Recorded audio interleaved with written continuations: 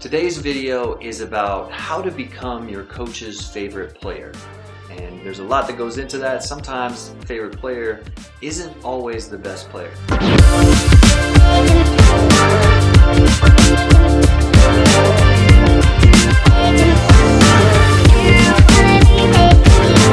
As a varsity coach for over 9 years, trainer and club coach for over 20, I've seen a lot of players go through this process of building up and getting into high school and then becoming a varsity player.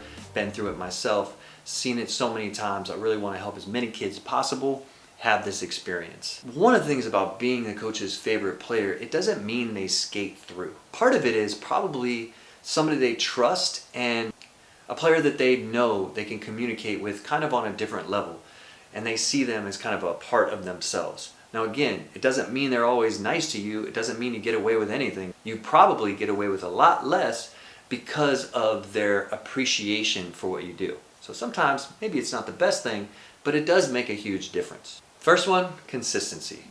Being consistent is probably one of the most subtle ways that you can be an effective high school basketball player and trusted by the coach. You know, we see a lot where kids have really high highs one game and really low lows another game. And you see this at all levels of play. But one thing that most coaches want is a level of consistency, so they know if you go in, you're going to get 3 3-pointers. If you go in, the guy you're guarding is never going to score. If you go in, you're going to get 10 rebounds without even trying. So when a coach can rely on that, it makes our job so much easier. So if you can be a consistent basketball player, that's the best you can do. Reliable, right? It's consistent. I'm always at practice on time. I never show up late. I'm always on time, and I don't leave early. You know, I don't have a bunch of excuses why I can't do stuff. It really hurts the trust that a coach can place in a kid. Communication. Be a communication expert. Talk. Ask questions. Now again, coaches don't love kids that just ask questions to ask questions. We want to know that you're asking questions to actually get it.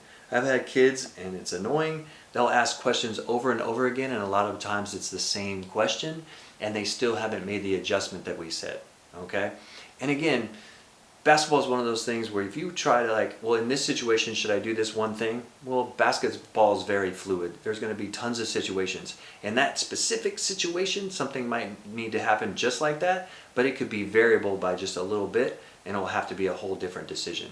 So we want you to be able to communicate not only with us as coaches, which really impresses us, but also with your teammates.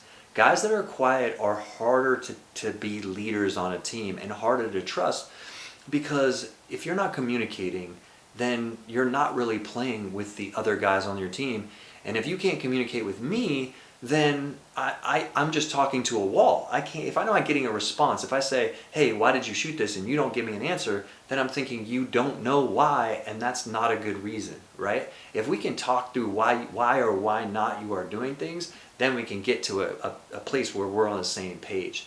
So communicating with your coaches, communicating with your teammates, making sure that you're in control and understanding all that goes into it. And the best way to do that is to communicate.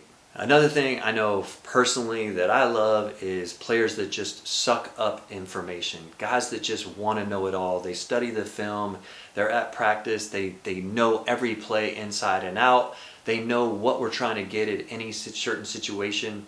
And again, like guys that just continually are soaking up information. And again, even outside of that, players that talk basketball with you outside, whether it's NBA or college or the NCAA tournament, whatever it might be, guys that soak up information and want that knowledge really fires us up, because most coaches are crazy. I mean, we do this full time, we love it, we're all in, and kids that are all in, we want that experience too. These things kind of go hand in hand. One, be a great teammate, and two, bring people together. Bringing people together, dynamics in a team are so important. You know, winning and losing can be such a small difference, you know, and, you know, teams that are winning a lot, you know, usually it's a little better. Teams that are losing, it's usually harder. But the experience that the kids and players and coaches are having is so important. As a coach, I know at times I can be really difficult and hard and push people past where they're comfortable because I believe that's my job. I also celebrate kids' success as much as possible because I think it's all about them when they win. I think it's all about me when I lose. But you want players that are always supporting each other. Like, that is what is so important, because they already have me probably ripping them apart. They got teams beating up on them.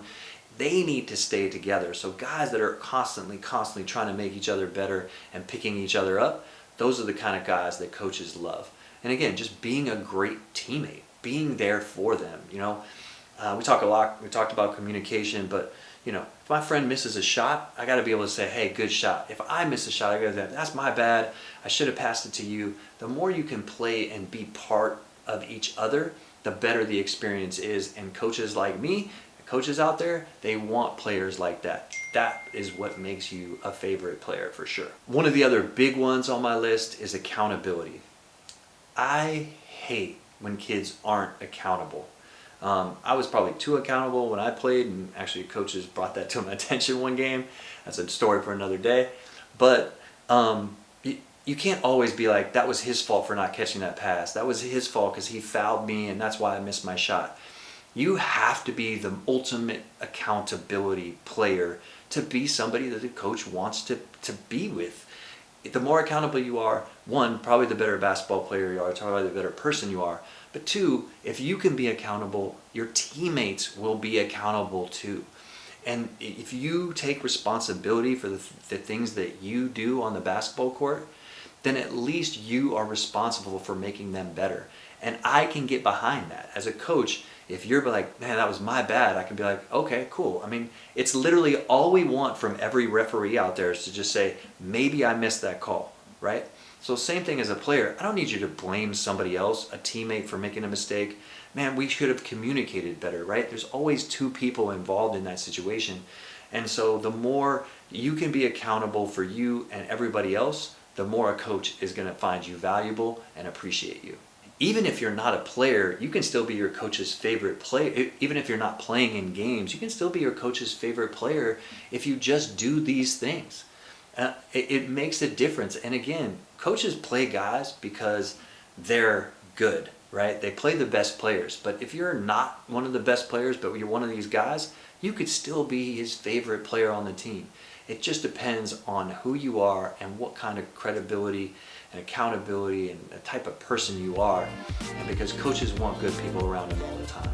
Thanks for watching today's video from Conley Hoops. Thank you for taking accountability for your career and making this about you. I hope these videos help. If you want more from our Varsity Blueprint program, check out the link in the notes. Other than that, have a great day. We'll see you next time.